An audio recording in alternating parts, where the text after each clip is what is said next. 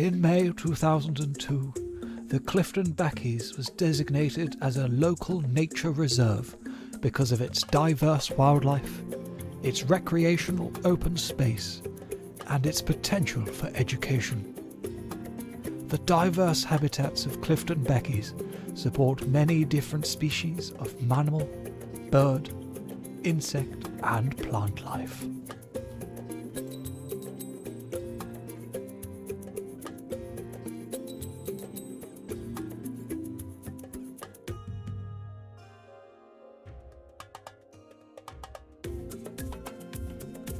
This drainage pond acts as a balancing lagoon for the runoff from nearby housing developments in order to prevent flooding of the Burr Dyke. However, native plants are allowed to colonise so that it provides a wetland habitat. There is normally a healthy contingent of ducks, but sadly today they were camera shy.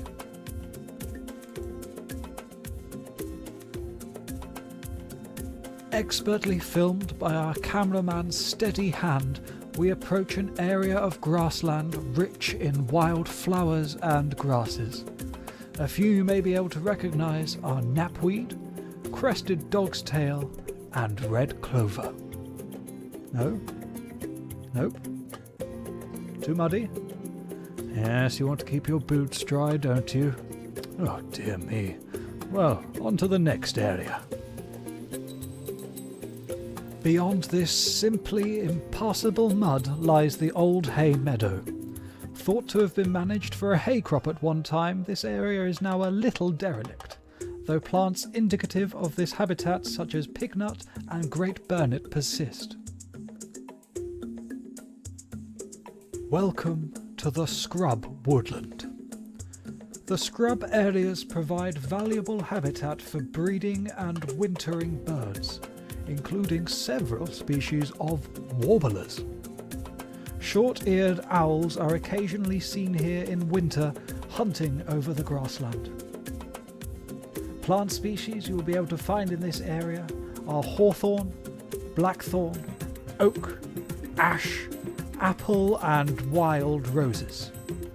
There is a potential for the scrub area to mature into native woodland.